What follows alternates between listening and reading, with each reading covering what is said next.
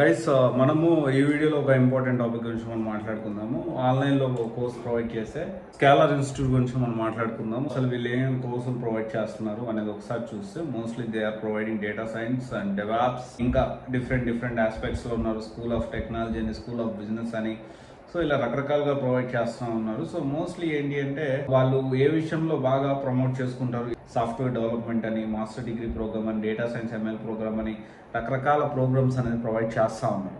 And ప్రతి దానికి కూడా 1+ year ఆఫ్ ఎక్స్పీరియన్స్ రిక్వైర్డ్ అని చెప్పి చాలా క్రిస్టల్ క్లియర్గా చెప్పారు. And also many people are asking working ప్రొఫెషనల్లో ఇది నేర్చుకోవచ్చు, వర్కింగ్ ప్రొఫెషనల్లో చాలా కోర్స్ నేర్చుకుంటే నాకు ఉపయోగపడుతుంది అన్నట్లు కొంతమంది అడుగుతూ ఉన్నారు.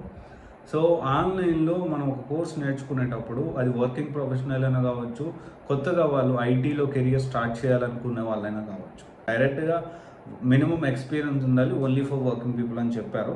సో మనకేంటి అంటే మనం ఎప్పుడూ కూడాను రికార్డెడ్ క్లాసెస్కి వెళ్ళకూడదు, even though your working professional. అంటే వర్కింగ్ ప్రొఫెషనల్ కదండి నాకు ఒక్కొక్క రోజు కుదరదండి, that is whole different story. మీకు కుదరనప్పుడు మీరు అది సిచ్యువేషన్ వేరే, ఖచ్చితంగా అది మనం కుదరినప్పుడు మనం ఎవరూ ఏం చేయలేము, కానీ కుదిరినప్పుడు ఖచ్చితంగా మనం ఆలోచించాలి. ఎందుకంటే లైవ్ క్లాసెస్ అనేది చాలా ఇంపార్టెంట్.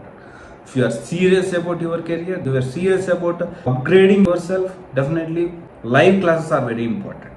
ఎందుకంటే ఇమీడియట్ డౌట్స్ వస్తే మనం ఇమీడియట్గా క్లారిఫై చేసుకోవడానికి పాసిబిలిటీస్ ఉంటాయి. And batch size very important, 100 మందిని ఒకటే బ్యాచ్ సైజ్ పెట్టకూడదు.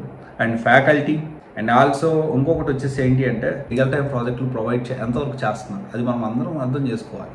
అండ్ చాలా ఇంపార్టెంట్ పాయింట్ ఏంటి అంటే డిమోటివేట్ చేసేసి, నేను స్కేలర్ గురించి మాట్లాడితే జనంలో మాట్లాడుతున్నాను.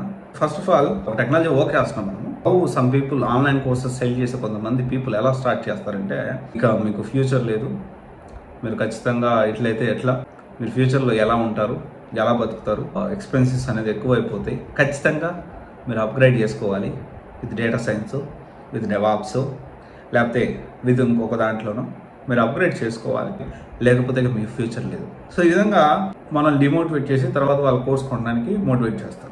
ఫైన్, నేనేమంటున్నానంటే అప్గ్రేడింగ్ అనేది ఒక important aspect in every IT employee. ప్రతి ఐటీ ఎంప్లాయీ అప్గ్రేడ్ అవ్వాల్సిన అవసరం, అప్డేట్ అవ్వాల్సిన అవసరం ఉంది. బట్ ఇప్పుడు నేను ఆల్ ఆఫ్ సడన్ నేను టెస్టింగ్ వర్క్ చేసేవాడిని వచ్చేసేసి కంప్లీట్గా డెవలప్మెంట్కి వెళ్ళిపోవడం, డెవలప్మెంట్ వర్క్ చేసే జావా ఫుల్ స్టాక్ కానీ ఇంకొక దాన్ని వర్క్ చేసేవాడు completely different data science side రావాలనుకోవడం.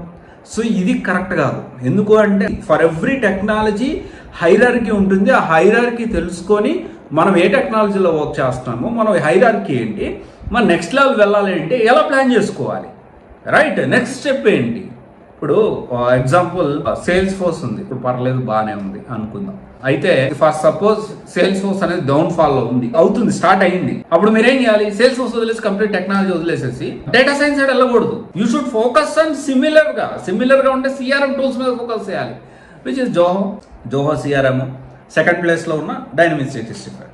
ఇంకా దీనికి సంబంధించి అప్పుడు ఇంకా ఏమన్నా ఫామ్లోకి వస్తే వాటికి సంబంధించి సిమిలర్గా ఉంటే సిఆర్ఎం టూల్స్ మీద మీరు ఫోకస్ చేయాలి, not a data science. If you're working in data సైన్స్లో వర్క్ చేస్తున్నారు, ఓకే, డేటా సైన్స్లో డేటా సెగ్రిగేషను వచ్చే కొద్దీ ఎంఎల్ కూడా రెండు కలిసే ఉన్నాయి.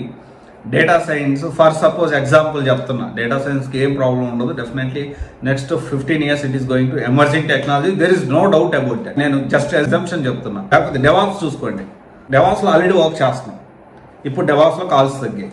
చాలా మంది డెవాప్స్లో వర్క్ చేసేవాళ్ళు డెవాప్స్ను వదిలిపెట్టేసేసి డేటా సైన్స్కి వెళ్ళండి, రాంగ్. హైరార్కీ ఉంటుంది. డెవాప్స్ అసలు ఎందుకు కాల్స్ తక్కువ అయ్యాయి అది మనం ఫస్ట్ ఆలోచించాలి. ఎట్లా అప్గ్రేడ్ అవ్వాలి, డెవాప్స్ ఏమవుతుంది, సెకాప్స్ అప్గ్రేడ్ అవుతుంది. దిస్ అ మైగ్రేషన్ టైం అనేది ప్రజెంట్ చాలా తక్కువ ఉన్నాయి, డెవాప్స్ కాల్స్ చాలా అంటే చాలా తక్కువ ఉన్నాయి. ఇదైతే రియాలిటీ, ఒప్పుకోవాలి అందరం, ఓకే.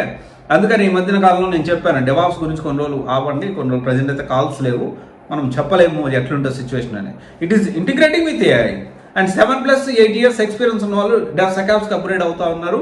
అండ్ ఆల్సో ఏఐని ఎలా ఇంటిగ్రేట్ చేసి డెవాప్స్లో వర్క్ చేయాలి ఏంటి అనేది వాళ్ళు కొంత ఇంటర్నల్గా ట్రైనింగ్స్ జరుగుతున్నాయి, వాళ్ళు వర్కౌట్ చేస్తున్నారు. అలా ఆలోచించాలి. కానీ ఆ డెవాప్స్లో కాల్స్ లేదు కాబట్టి డెవాప్స్ కంప్లీట్ టెక్నాలజీ మారిపోయి నేను data science some online classes, online courses cell చేసేవాళ్ళు ఈ విధంగా చెప్తా ఉన్నారు, విచ్ ఈస్ నాట్ కరెక్ట్. నేను స్కేలార్ విషయానికి వస్తే, స్కేలార్ అనేది డౌట్స్ క్లియరెన్స్కి కష్టం అవుతుంది, ఫస్ట్ పాయింట్. మనకి లైవ్ క్లాసెస్ అనేవి ఫ్యాకల్టీ ఎవరైతే ఉన్నారో working professional point of contact అనేది ఇంపార్టెంట్. అది ఎంతవరకు దొరుకుతుంది మీరు అర్థం చేసుకోవాలి. అండ్ మనం నేర్చుకునే డేటా సైన్స్ కోర్సు మనకి ఎంతవరకు సూట్ అవుతుంది అది మీరు తెలుసుకోవాలి.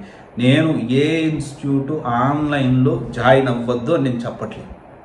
ఆన్లైన్లో జాయిన్ అయ్యేటప్పుడు కొన్ని జాగ్రత్తలు తీసుకోమంటున్నాను. ఓకే, ఆలోచించండి. Scholar is good for working professional.